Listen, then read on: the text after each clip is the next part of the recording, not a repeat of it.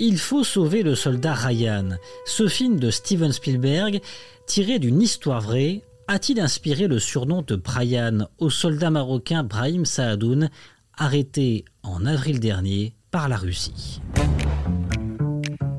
En tout cas, le sort du jeune Marocain condamné à la peine capitale mobilise la société civile marocaine. Le CNDH vient d'écrire à Moscou afin de sauver le jeune homme de l'exécution. À 21 ans, Brahim Sahadoun a été condamné par la Cour suprême de la République populaire de Donetsk, une région séparatiste pro-russe. Il est jugé coupable de mercenariat. Mais qui est vraiment le soldat Brian? Son sort est-il définitivement scellé? Et qu'en est-il des étrangers enrôlés dans la guerre en Ukraine? Passage au scan. Je suis Landry Benoît, vous écoutez le scan, le podcast actu de Tel Quel. Et ce mardi 21 juin 2022, je vous propose de parler de l'affaire Brahim Sahadoun. Salam maman, salam baba, أنا دابا في واش يعني مزيان ما تخافوش عليا درت داكشي اللي بغيت في حياتي ماما ما تخافيش عليا كلشي غيبقى مزيان وكلشي غيكون مزيان.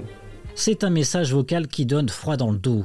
Le message adressé par Brahim Sahadoun à ses parents quelques heures avant d'apprendre sa condamnation à mort le 9 juin dernier par la Cour suprême de la République populaire de Donetsk. Un message délivré lors d'une interview de 3 minutes à la télévision Russia Today, la seule interview depuis sa capture en avril dernier dans le Donbass, alors qu'il combattait aux côtés des Ukrainiens. Ma consoeur Manal Zenaibi dresse dans son article intitulé « Affaire Brahim Sahadoun, soldat Brian ou mercenaire Brahim » le portrait du jeune Marocain.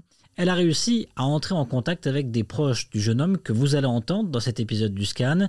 Des déclarations parfois douloureuses et pour tous un espoir, celui qu'une issue heureuse se concrétise.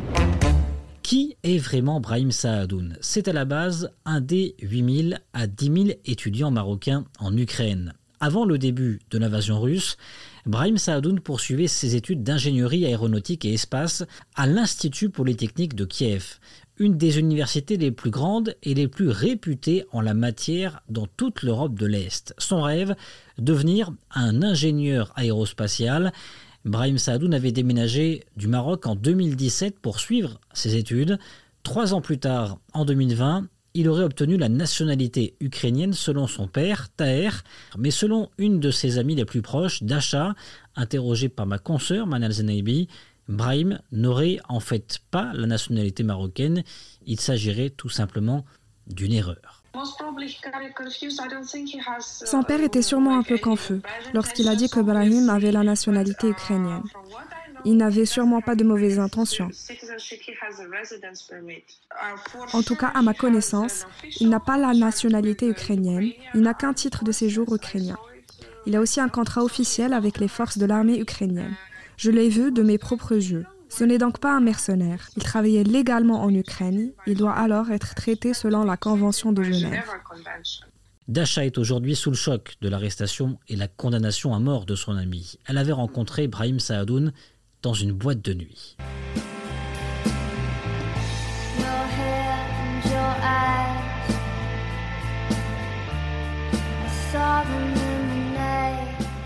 Car Brahim, ou Brian, comme elle le surnommait, était une figure de la scène underground à Kiev. Je l'ai rencontré dans une fête. On a beaucoup d'amis en commun. C'est une personne très sociable, très facile à vivre.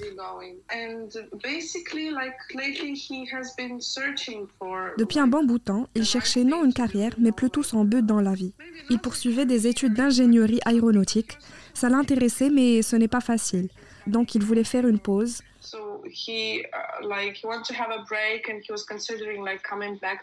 Et continuer les études plus tard. Mais quand il s'est engagé dans l'armée, il n'y avait pas vraiment d'intervention de grande envergure. Mais il y avait juste la guerre pendant 8 ans dans l'est de l'Ukraine.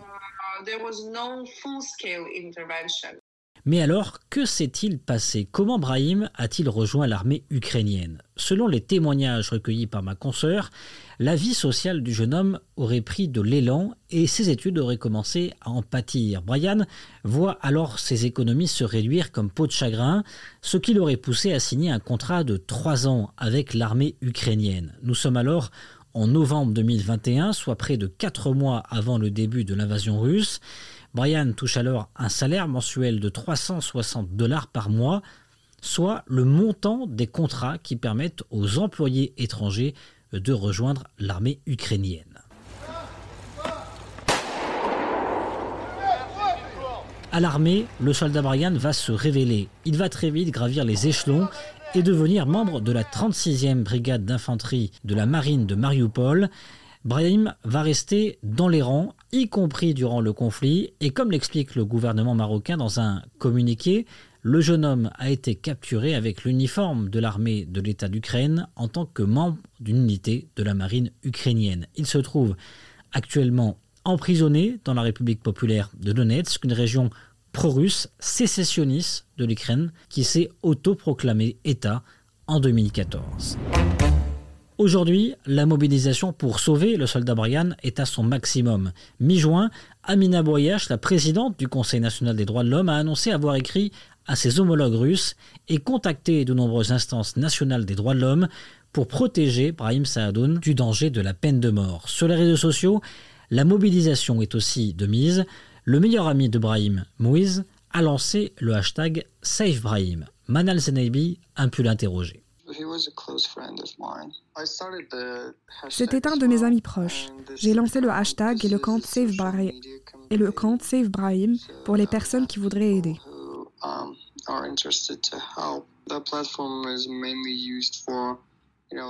Cette plateforme est utilisée pour partager les informations qui sont vérifiées concernant Brahim.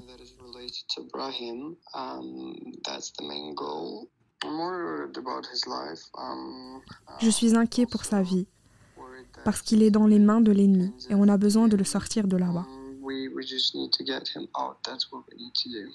Et cet appel sur les réseaux sociaux, le hashtag #SaveBrahim, comptabilise des milliers de mentions sur Twitter.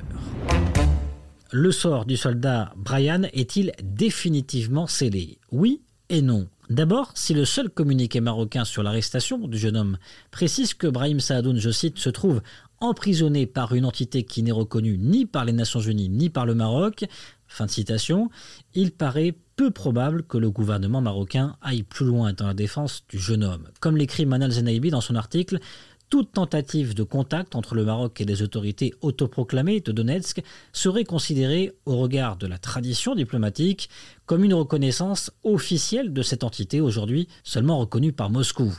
Or, aux yeux de la communauté internationale, particulièrement en Occident, la reconnaissance de cette entité serait perçue comme un geste d'alignement avec la Russie. Autre dimension, le Maroc a tout au long du conflit russo-ukrainien, jusqu'au jour d'aujourd'hui, a rappelé son attachement au respect de la souveraineté territoriale en évoquant le cas des nouvelles républiques pro-russes. Autant dire que le soldat Brian est véritablement pris au piège des jeux géopolitiques qui agitent actuellement la planète. Mais existe-t-il d'autres Brahim Sahadoun, d'autres Marocains enrôlés dans la guerre en Ukraine? Difficile à dire aujourd'hui. Aucun chiffre officiel n'existe ou n'est communiqué. Ce que l'on sait, c'est qu'il serait, selon plusieurs experts, près de 20 000 étrangers à avoir rejoint les rangs de l'armée ukrainienne. La majorité d'entre eux proviennent d'Europe et d'Amérique du Nord. Le Scan, le podcast d'actualité, c'est fini pour aujourd'hui. Réalisation Adam Al-Arshawi. N'hésitez pas à vous abonner sur le site telquel.ma et à nous retrouver chaque jour du lundi au vendredi sur toutes les applications de plateformes de podcast et de streaming.